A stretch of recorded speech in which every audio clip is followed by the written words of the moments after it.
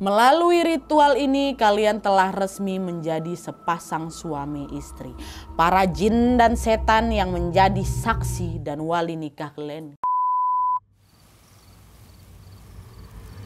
Hey, wassalamualaikum warahmatullahi wabarakatuh. Terima kasih sudah klik video ini. Oke, jadi di malam Jumat ini seperti biasa aku akan menemani kalian dengan menceritakan satu kisah horor Wawa part selanjutnya. Nah, buat kalian yang sekarang lagi nonton video ini bersama pasangan tercinta, mungkin coba sejenak kalian tatap dulu lah itu wajah pasangan kalian, wae. Cobalah itu diingat lagi momen-momen menyenangkan bersama dia, ya kan? Pasti rasanya senang kali kan, rasanya kayak macam nggak mau pisah gitu. Sebenarnya wajar sih, Wak, kita ini ngerasa selalu pengen menghabiskan waktu bersama pasangan kita, ya kan. Hal yang sangat wajar juga kalau misalnya kita ini nggak mau pisah dari mereka. Tapi untuk bisa selalu bersama-sama, Wak, tentu kita ini harus berusaha membangun hubungan yang sehat. Jangan pakai cara pintas, Wak, yang ujung-ujungnya malah membahayakan diri kita sendiri. Sama halnya yang terjadi di KHW ini, Wak. KHW yang akan aku ceritakan. Seperti yang sudah aku tulis di judul, Wawa kita ini pernah melakukan sebuah ritual yang disebut dengan sumpah darah. Tujuannya biar nggak ada yang bisa memisahkan dia nih dari pacarnya. Ritual ini ternyata ekstrim kali, Wak, dan juga resikonya besar kali. Tidak mudah bagi Wawa untuk bisa lepas dari sumpah itu. Padahal, Wak, ya, untuk bisa langgeng sama pasangan kita, daripada harus repot-repotkan ritual, mending kita invest aja tuh ke produk-produk make up yang bagus. Ini bisa menjadi salah satu cara untuk membuat pasangan kita tuh makin betah. Kalau misalnya merawat diri dengan baik dan jadi makin manis lagi, ya kan, pasti makin enak juga dipandang, ya kan. Dan berita baiknya sekarang aku udah nemuin produk make up yang cocok buat dipakai setiap hari, Wak. Nah, karena sehari-hari aku nih harus syuting, Wak, pasti aku butuh cushion yang high coverage buat nutupin dosa-dosa di muka aku. Kalau misalnya aku sampai salah pilih cushion, Wak, segala macam bekas jerawat, kulit kemerahan, dan warna kulit yang gak rata pasti bakal kelihatan kali di kamera nih, ya. Dan sekarang aku udah nemuin cushion yang aku cari-cari, murah tapi kualitasnya gak kaleng-kaleng, Wak, yaitu G2G Perfect Cover Cushion. Cushion G2G ini, Wak, punya 6 shade dan sekarang aku lagi pakai yang shade 3 custard. Kalian bisa lihat sendiri, Wak, ya, G2G Perfect Cover Cushion ini finishnya semi matte, flawless, full coverage tapi rasanya ringan di wajah dan gak bikin dempul. Cukup dengan satu kali dap aja udah bisa buat ngecover setengah atau bahkan semuka kita, jadinya gak bakal boros, Wak. Ini aku coba pakai setengah muka dulu ya, biar kalian bisa lihat nih perbandingannya. Nah, lihat, Wak, ini yang udah aku pakai G2G Cushion dan ini yang belum. Terlihat jelas perbedaannya, ya kan. Auto mulus, cantik paripurna, semua noda-noda di muka langsung hilang. G2G Cushion ini, Wak, juga long lasting dan gak oksidasi bahkan setelah 12 jam pemakaian. Nih kalian lihat ya, makeup aku setelah seharian ngantor dari pagi sampai malam tetap kelihatan cantik, ya kan. Malah hasilnya jadi makin nyatu ke kulit tuh loh, Wak. Lebih glowing gitu, bukan berminyak loh ya. Nah, cushion sebagus ini coba tebak harganya berapa? Berapa, Wak? Cuma 80 ribuan aja, Wak. Atau nih kalau misalnya kalian mau lebih murah lagi, saat ini G2G juga udah launching G2G Cushion Refill. Dengan harga 60 ribuan aja kalian udah dapet refill dan puff yang baru, Wak. Menarik kali, ya kan, Wak? Mumpung dia lagi restock sekarang, ayo check out sekarang juga sebelum kehabisan. Aku aja abis ini langsung mau nge-stok lagi, Wak, sebelum PO. Happy shopping, Wak. Dan sekarang baru kita masuk ke ceritanya. Check it out.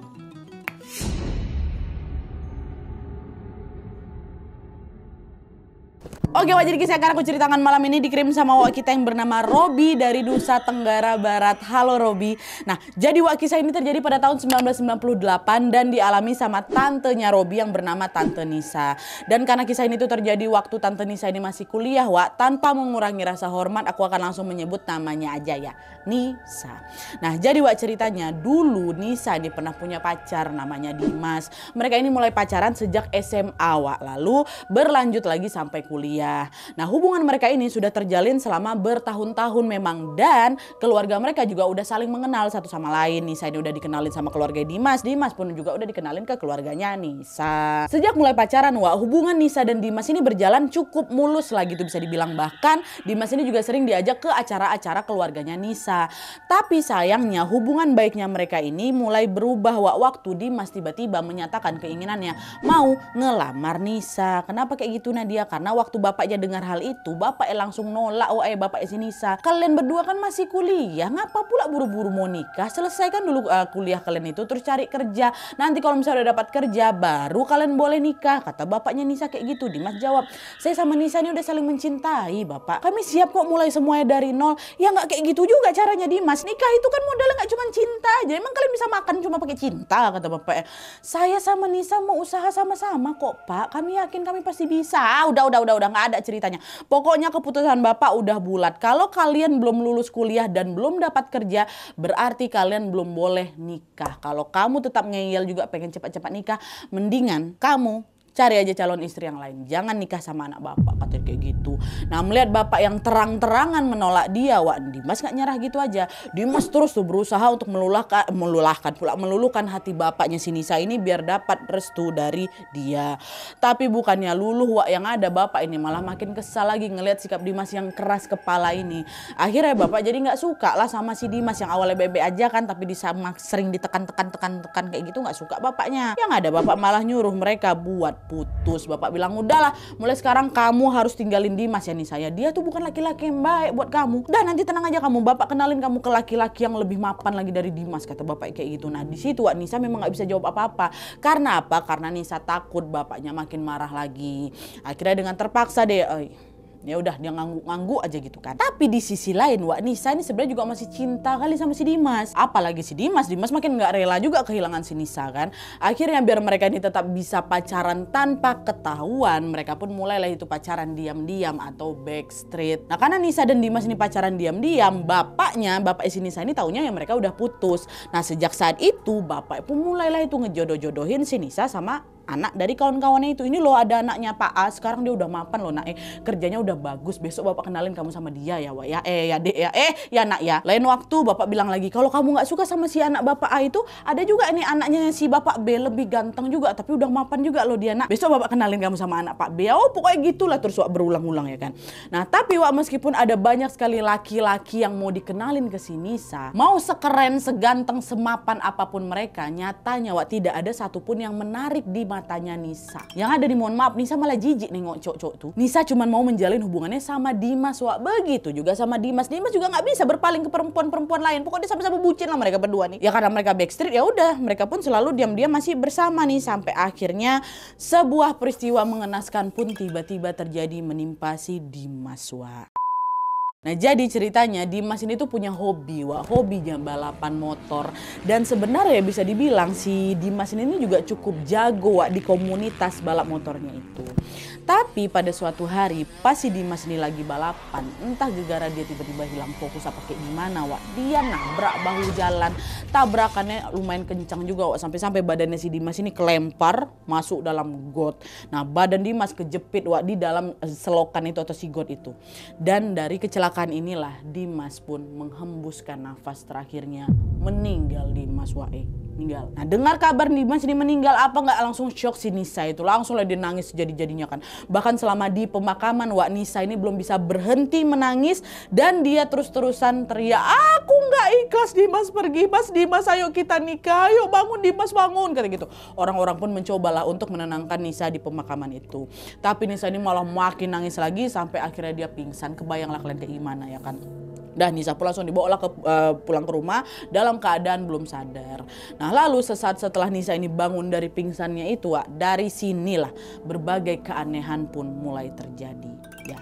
Nah jadi karena Nisa ini masih belum bisa terima dengan kematian Dimas yang bisa dibilang mendadak kali ini, setiap hari Wak, setiap hari Nisa ini cuma bisa meratapi kesedihannya dengan duduk diam, ngelamun aja gitu macam orang linglung lah, pokok pandangan matanya kosong dan dia nggak pernah ngerespon setiap kali ada yang manggilnya, diam aja gitu. Nah suatu sore pas si Nisa ini lagi duduk di teras depan sambilnya masih bengong kayak gitulah, orang tuanya mau ngajak si Nisa masuk ke dalam rumah gara-gara bentar lagi laki udah mau gelap ya kan. Lalu tepat ketika azan maghrib berkumandang Wak, Pas orang tuanya ini ngecek lagi di luar, kan Nisa lagi di luar tuh. Mereka kaget, Nisa udah nggak ada di situ. Mereka carilah Nisa kemana-mana kan di dalam rumah, tetap juga nggak ketemu. Bahkan mereka ini udah sampai keliling kampung buatnya di sini. Nisa hasilnya juga nihil. Nisa ada ketemu Nisa, Pak, udah ketemu Nisa, Bu, nggak ada, hilang si Nisa. Nah, lalu di tengah kebingungan itu, ibunya Nisa langsung bilang kayak gini, Pak, apa jangan-jangan Nisa pergi ke kuburannya Dimas, Pak ya? Nisa jawab, Bu, kuburan Dimas tuh jauh loh dari sini. Kalaupun naik motornya kita butuh waktu setengah jam. Toh Nisa pun orangnya penakut. Mana mungkin dia berani ke kuburan sendiri malam-malam kayak gitu. Tapi tempat mana lagi yang mungkin Nisa datangin lah kalau bukan kuburannya Dimas sekarang, Pak. Dari kemarin Bapak lihat sendiri kan anak Bapak tuh kayak gimana. Udahlah, nggak ada salahnya kita ngecek ke sana. Ayolah kita ke kuburan Dimas, kata mamanya kan. Nah dah lah tuh akhirnya Bapak sama ibunya Nisa ini pun pergilah ke tempat pemakaman umum itu, di tempat Dimas ini dimakamkan. Pergilah ke sana. Sesampai di depan gerbang TPU, kan mereka berdua pergi kan. Sampai dia di gerbang TPU, mereka udah langsung merinding sebadan-badan karena samar-samar. Mereka dengar ada suara perempuan nangis. Mereka pikir waktu itu hantu, bukan anaknya. Mereka pikir hantu. Mereka pun hampir mau putar balik nih, Wak. Tapi semakin diperhatikan, semakin ditajamkan lagi pendengarannya, barulah mereka sadar, Bu, bentar Bu, kok ini suara nangisnya mirip suara Nisa, Bu, ya, kata kayak gitu. Dan pas dicek ternyata betul, Wak.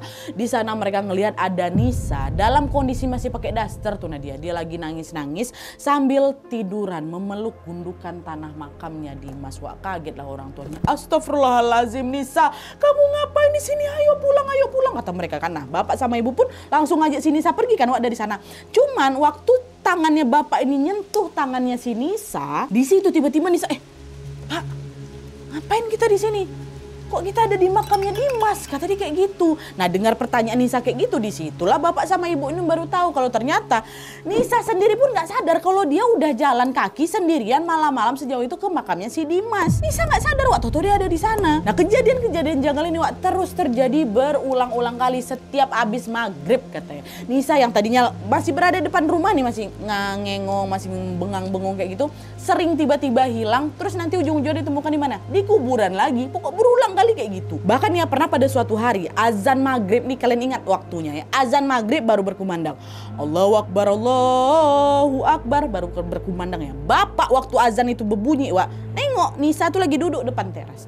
Terus waktu azan maghrib itu selesai berkumandang, Wak, baru selesai Bapak tiba-tiba dapat telepon dari keluarganya Dimas. Keluarga Dimas yang bilang kalau mereka ketemu Nisa ada di kuburannya Dimas. Apa nggak kaget Bapak? Kok bisa tiba-tiba anakku nyampe di sana? Kan itu, Wak, jarak dari rumahmu ke makam Dimas kan jauh kan, butuh waktu setengah jam, naik motor pula tuh. Kan nggak mungkin Nisa bisa nyampe ke makam cuma dalam hitungan menit, Wak. Azan awal dia masih di depan, azan udah selesai, udah sampai tempatnya si Dimas. Itu yang kalian tengok betulan Nisa, bukan? Jangan-jangan salah orang kalian, kata Bapak Nisa. Keluarga Dimas jawab lagi, nggak salah Pak, ini betulan Nisa. Kalau Bapak nggak percaya datanglah sini ya, langsung ngecek ke sini sendirian, memang anak Bapak. Dan pas Bapak datang ke sana, memang betul, Wak, Nisa ada di situ. Nisa masih pakai baju yang sama seperti yang Bapak tengok waktu azan itu dimulai.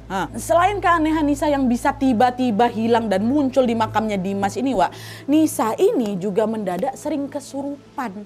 Selama kesurupan, Wak, Nisa ini selalu terlihat macam lagi asik ngobrol sama Dimas loh. Kayak ngobrol sama Dimas. Jadi Bapak sama Ibu itu juga dengar ada suara Dimas, Wak. Suaranya Dimas ya. Tapi yang bikin mereka merinding adalah suara Dimas yang mereka dengar itu muncul dari mulutnya Nisa. Jadi Nisa ini secara bergantian mengeluarkan suara yang berbeda, Wak. Kadang suara dia sendiri, terus kadang gantian pakai suara Dimas, suara laki-laki gitu terus berulang, Wak. Dia kesurupannya kayak gitu. Kebayangkan kalian? Jadi itu percakapan dari dua suara yang berbeda, suara Nisa dan suara Dimas, tapi sumbernya dari satu tubuh yang sama, dari satu muncung yang sama.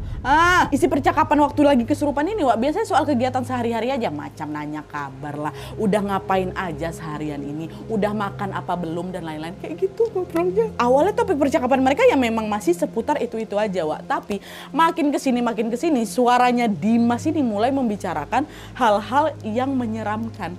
Pernah suatu hari Dimas bilang kayak ini, Wak. Dimas nih bilang kalau dia kesakitan karena ada sisa darahnya di lokasi kecelakaan yang belum dibersihkan. Pernah juga, Wak, si Dimas yang dia ada di mulutnya si Nisa ini ngomong kayak gini. Dia minta tolong untuk membersihkan makamnya karena ada kotoran hewan di atas makamnya. Dan ini yang paling main blowing, astagfirullahaladzim. Ada satu kejadian di mana si Dimas ini waktu yang lagi kesurupan ini minta tolong ke si Nisa buat bayarin hutangku di warung cat hijau yang ada di pinggir jalan raya. Aku pernah beli bensin di sana tapi aku nggak bayar. Ya itu kata si Nisa, kata si Dimas. Kasihanlah si Nisa dengar si Dimas kayak gitu kan. Nisa minta tolong sama bapaknya, Pak tolonglah aku nganterin ke warung yang dimaksud sama Dimas Pak. Tadi bapak nggak percaya kan, warung mana nih? Nggak mungkin, nggak mungkin. Bapak ini masih positif thinking lah Wak. Kalau mungkin Nisa ini lagi kangen kali mungkin dia sama pacarnya, makanya dia ngelantur dan juga berhayal seolah-olah dia lagi ngobrol sama Dimas kan. Tapi karena Dimas ini terus maksa si bapak buat dianterin ke warung yang dimaksud itu Wak, akhirnya dengan terpaksa bapak pun mengiyakan lah, diantarkannya lah anaknya di sana ya kan. Lalu sesampainya mereka di lokasi yang dimaksud sama si Dimas tadi Wak, bapak kaget karena ternyata betulan ada warung pinggir jalan raya, catnya hijau, ngejual bensin eceran. Dan pas mereka nanya ke si penjual, ibu mohon maaf apa kemarin ada cowok yang ngutang bensin di sini? Dan si penjual tuh ngomong apa? Oh iya betul Pak, kapan hari itu ada laki-laki beli bensin di sini, belum sempat dia bayar, tiba-tiba udah kabur duluan dia sambil ngebut, kata si ibu-ibu ini. Nah, menyadari bahwa apa yang disampaikan oleh suaranya Dimas itu ternyata tidak bohong Wak, bapak pun di sini sudah mulai ngerasa was-was. Oke. Berarti selama ini setiap kali Nisa kelihatan lagi ngobrol sama si Dimas, semua isi obrolan ini jangan benar semua nih. Ternyata anakku nggak lagi halu nih. Aduh Tuhan, udah nggak betul anakku nih. Nisa pasti lagi diganggu sama sosok Dimas. Aku mesti cari cara biar si Nisa anakku nih nggak diteror lagi, kata si bapak kayak gitu. Udah lah tuh akhirnya keluarga Nisa pun mulai lawak nyari orang-orang pintar gitu kan di seluruh tempat tinggal mereka buat nyembuhin Nisa. Tapi Wak, semua orang pintar yang pernah datang ke rumah mereka sama-sama angkat tangan gitu loh ya. Entah kenapa nggak ada satupun yang sanggup ngobatin Nisa Wak. Pihak keluarganya makin bingung lagi nih, sebenarnya Nisa kenapa? Kok keadaannya bisa sampai segininya? Apa yang bisa kita lakukan nih Pak supaya Nisa dia bisa pulih seperti semula Pak? Kasihan dia Pak, kata ibu. Ya udahlah kayak gitu. Udah bingung lah ini keluarga semua ya. Hari demi hari pun berlalu, udah lewat 1 bulan sejak Dimas meninggal. Kondisi Nisa ini Wak belum juga membaik. Sampai akhirnya pada suatu hari teman kuliahnya Nisa namanya Heri Wak, datanglah nih ke rumahnya si Nisa buat ngejenguk Nisa. Dia khawatir Wak sama si Nisa karena Nisa udah gak masuk kuliah 1 bulan juga. Jadi Heri ini bisa dibilang kawan dekatnya Nisa dan kawan dekatnya Dimas juga Wak. Heri ngelihat gimana kondisi Nisa yang sebenarnya Wak. Di situ Heri langsung shock. Terdiam dia Wak, ih kok Nisa sampai kayak gini kali ya. Akhirnya dia bilang lah ke bapaknya, Pak maaf Pak, saya baru tahu kalau sejak Dimas meninggal ternyata kondisinya Nisa jadi kayak gini. Pak bentar lupa ya, saya maaf kali nih Pak ya kalau misalnya saya terkesan lancang Pak. Tapi sebenarnya saya kayaknya tahu lah Pak apa yang bikin Nisa sampai kayak gini, kata si Heri tiba-tiba kayak gitu.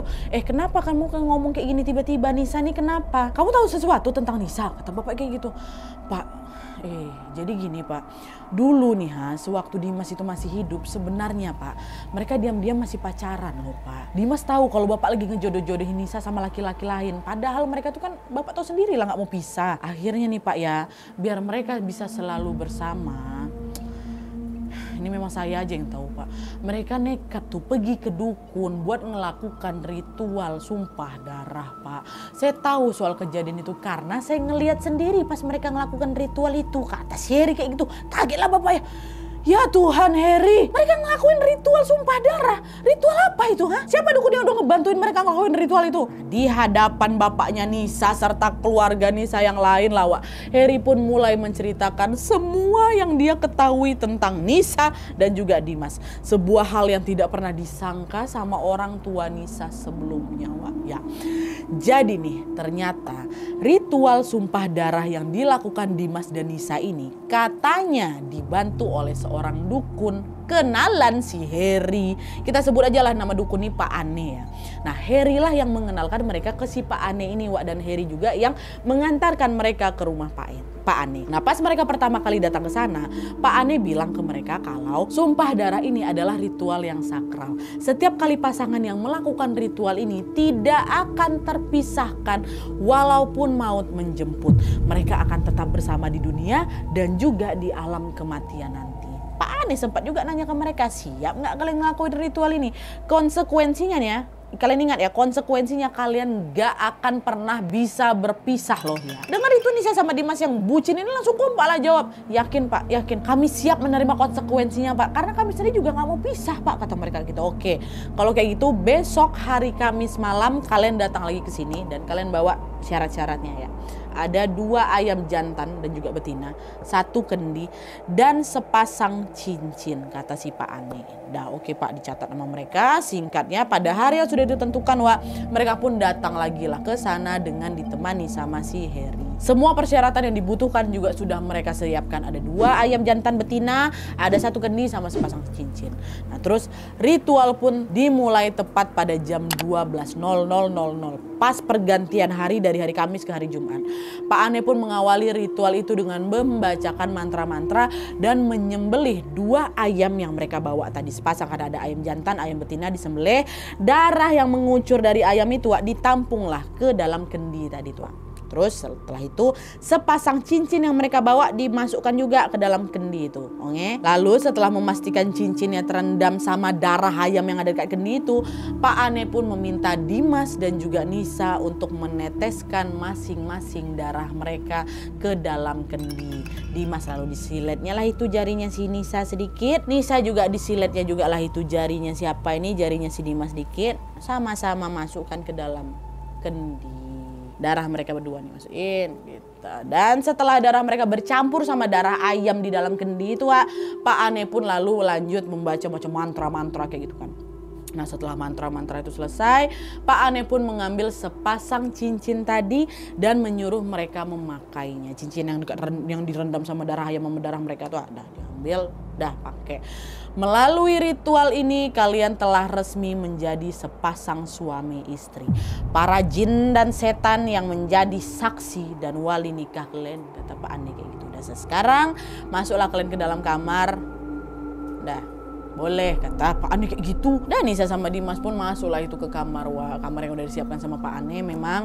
Dan di sanalah mereka melakukan sesuatu yang harusnya tidak mereka lakukan. Jadi tunggu luar, Pak Ane tunggu juga di luar. Dah, setelah itu selesai Pak Ane pun menghampiri mereka sambil berkata, ritual sumpah darah ini sudah selesai.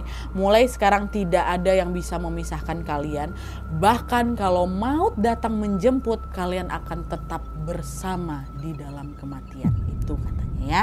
Nah sejak melakukan ritual sumpah darah itu Nisa sama si Dimas ini makin bucin lagi. Ingat kan kalian tadi aku sempat cerita apa? Kalau setiap kali ada laki-laki yang dikenalin ke si Nisa ini kan pasti nggak suka kan, bahkan cenderung mohon maaf jijik dan nengok laki-laki itu.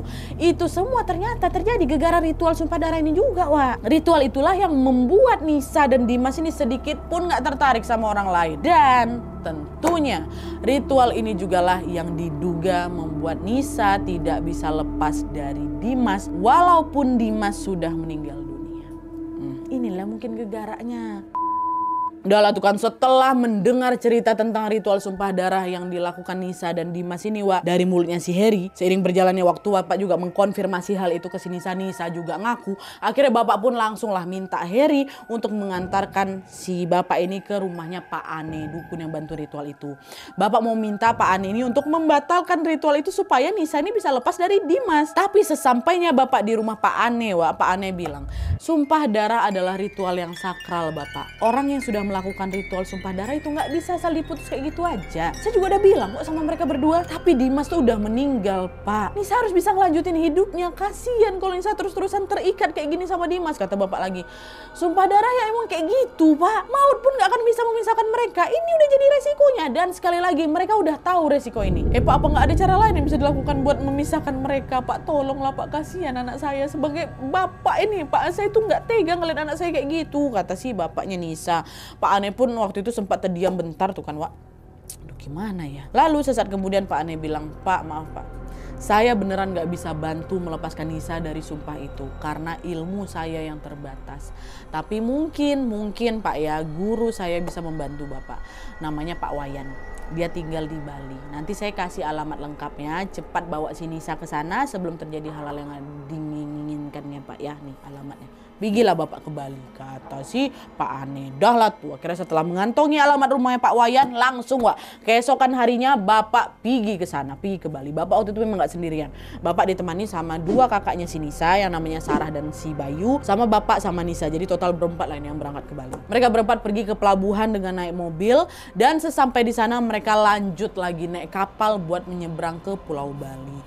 Nah setelah menempuh perjalanan berjam-jam sesampainya di Bali mereka pun menuju ke penginapan untuk naruh barang dulu kan, buat istirahat dulu lah. Lalu sekitar jam 7 malam barulah mereka berangkat ke rumahnya Pak Wayan dengan menggunakan mobil. Di awal perjalanan menuju ke rumahnya Pak Wayan, Wak, berbagai hambatan sudah mulai terjadi. Mulai dari ban mobil yang tiba-tiba kempes, tarikan mobil yang kerasa berat kali, bensin mendadak habis padahal sebelumnya udah diisi full tank sama si bapak. Suasana mobil yang terasa penuh sesak padahal dalam tuh cuma 4 orang. Sampai kejadian yang paling aneh adalah pas mereka memasuki desa tempat Pak Wayan ini tinggal, udah masuk kawasan desanya, tiba-tiba ada satu pohon bambu, Wak, yang jatuh di kap mobil mereka. Der gitu. Satu bambunya, besar bambunya tuh. Langsunglah turun bapak sama Bayu buat ngecek langsung. Si Kak Sarah sama Nisa tetap di dalam mobil.